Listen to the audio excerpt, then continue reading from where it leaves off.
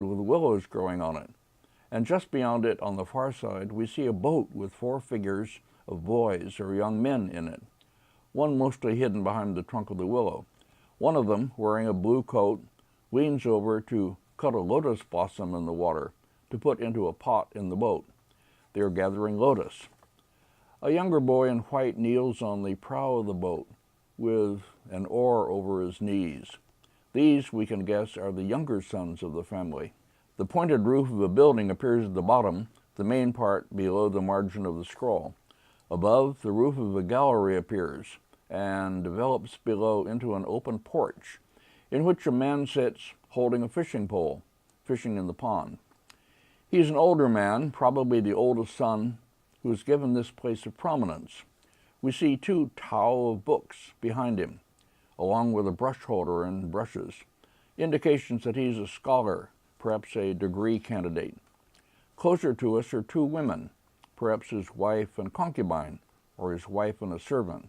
One of them carries a tray on which she is bringing him something.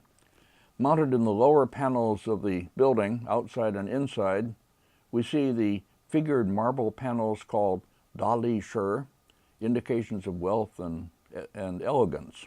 Next. The roof of this gallery disappears beneath another willow. Above, in a distant part of the garden, 2 peacocks are seen beyond another large garden rock. And then, again proceeding diagonally downward, the outer wall of a larger building announces that we have arrived at the main residence building. Its lower part is faced with flat stones. It ends at a corner and continues leftward horizontally, with large latticed windows opening in it.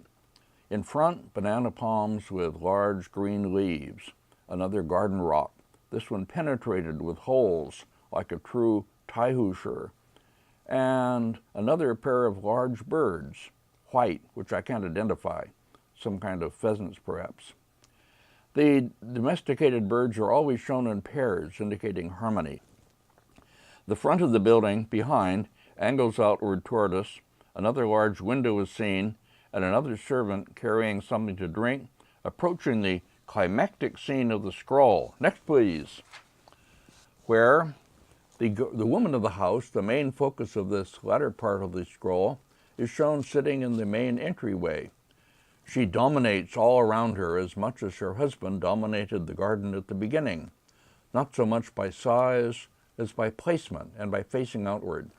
She wears a dark green robe, and she appears to have some kind of ornaments in her hair. She's observing a servant outside who is watering narcissus growing in a large porcelain tub on a stand. In another tub next to it is a dwarf tree, pansai, Japanese bonsai, growing in the tub. As with so many other words like zen or tofu or ramen, the Japanese word was introduced to English first, and so it's more familiar than the original Chinese. So I say bonsai rather than pansai. 2 little dogs, perhaps her personal pets, appear below, one with black markings, the other with brown. Another woman servant stands turned toward her, waiting to fulfill her wishes. She holds a flower in one hand, and in the other a large fan on which is a design. The design is perfectly clear, but I can't identify it. On a long table along the other side of the entryway are smaller potted plants and rocks. Beside them is a flowering tree, and then another wall with a large moon-shaped opening, indicating the end of this privileged realm. Another younger servant, robed in light green, is seen coming through it, carrying a brocade-wrapped object, perhaps a chin or zither for her to play. Passing an imagination through this opening, we observe the continuation of the main building disappearing above, with a doorway through which the railing of another courtyard can be seen. The walkway continues leftward and disappears. The scroll is ended. We entered through one gate, were given our privileged view of the residence and its participants, and now we exit through another gate. I need not point out, I hope, how much we have learned visually about how an elegant upper-class residence was laid out in the Middle Qing period. Architectural historians and social historians can learn a lot from this neglected work, which would still be lying unnoticed among hundreds of others in the museum's storage room if I had not noticed it and brought it out. Who knows how many more of comparable quality and interest still lie neglected. The future task of all you Chinese art historians is obvious. Next, please. Our second pictorial hand scroll is far less refined in its drawing, but also brings us, in its way, a lot of pictorial information about another world, that of travel on the canals of China. I know it only from an old auction catalog, Christie's Hong Kong for May 2005. I requested and received from the auction house detailed photos of the scroll, and I used these, with thanks to Christie's, in showing it. The scroll recently reappeared in another auction catalog. I have no idea where it is now. Here first is a detail from the end of the scroll with the artist's signature and date. The artist is a little-known figure master from Wuxi named Yao Cai. The date is 1774. From colophones attached to it, we know that it depicts at length the scenery along the route taken by the official Bi Wan, who lived from 1730 to 1795, in returning home upon his retirement. It was presumably painted for a presentation to him on that occasion. We'll see another hand scroll later, the last in our group, made to be presented to a retiring official. This must have been a common custom. And when enough of them have been assembled and studied, someone can write or learn an article about them. Meanwhile, I'll just show the scroll rather more quickly because I really have little to say about it. I want mostly to call it to the attention of others who may be able to read it with more educated eyes than mine. Next, please. Here is the beginning of the scroll. Let me say immediately that, as always, a careful reading of the inscriptions attached to it would provide information that would allow a much more thorough description of what's happening in it. My account will be superficial and based only on looking at the painting, and it serves the main purpose of accompanying a visual presentation of it. Since the main boats, as we'll see later, are all moving leftward, that is toward the wall of the city that's presumably Suzhou, the natural assumption must be that Suzhou is his home, to which he is now returning, and that the place where he served as an official and is now leaving will be identifiable along the way, so we'll watch for it. The opening of the scroll is very quiet and undramatic. All the figures and boats relatively small. The canal enters from the upper left and upper right, and broadens as it passes beneath several bridges. I could comment on the buildings and figure groups on shore, but I won't. Next.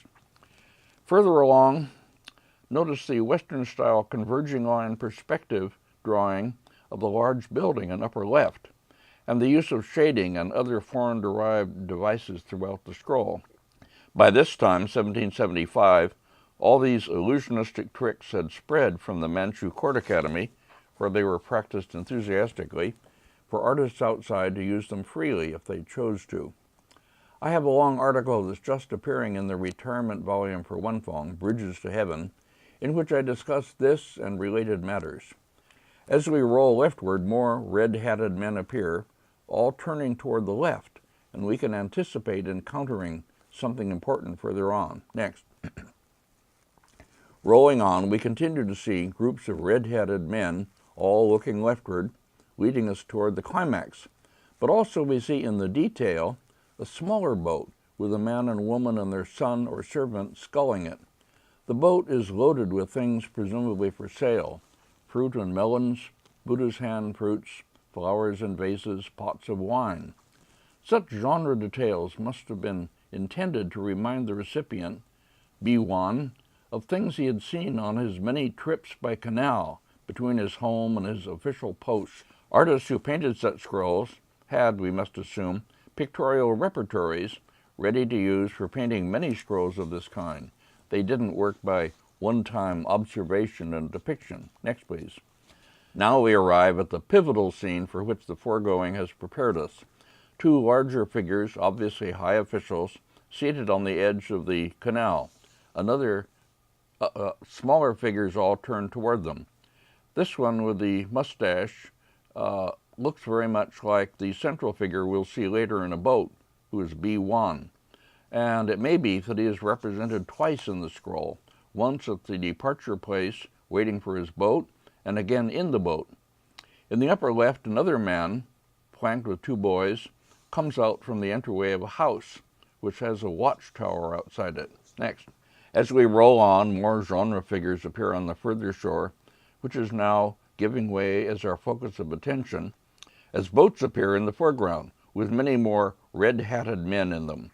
In the upper left, we see the stern of a large boat, and rolling further, we find we have indeed reached the central image of the scroll, a large boat with many figures in it, officials and others, and central among them, looking out at us from the large boat window, is B1 himself.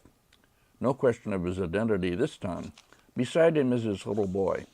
Women and children are seen through a window in the prow.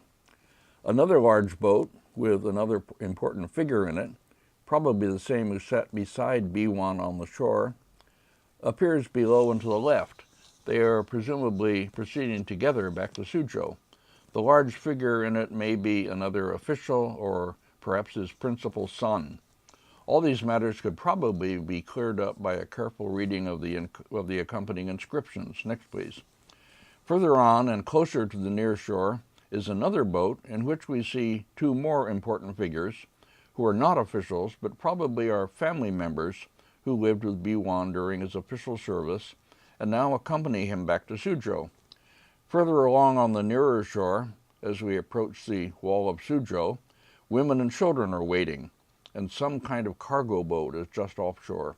It may be here that they are all to disembark, or maybe they will proceed through the water gate in the city wall.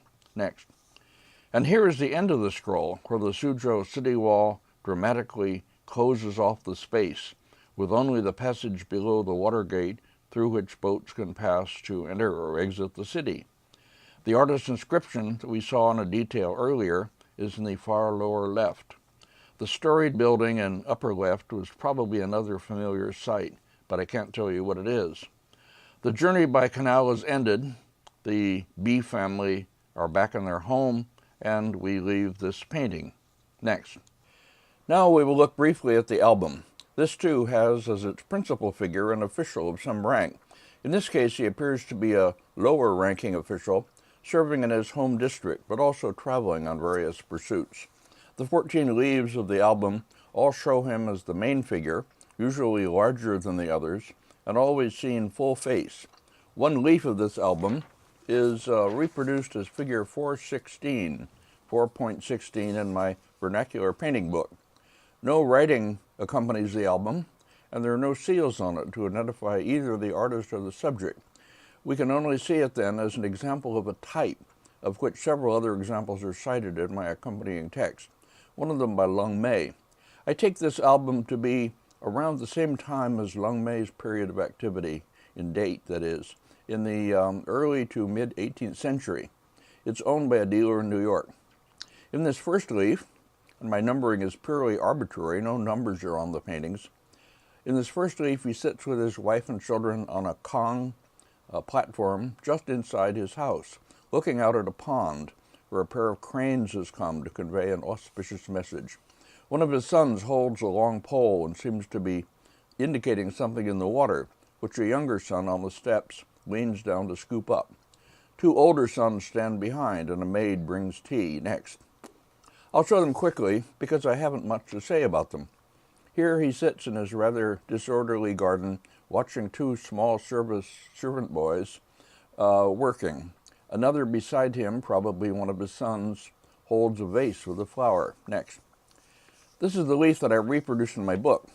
I take it to represent this man serving in one of his roles, listening to the petitions and complaints of the peasants who occupy his estate.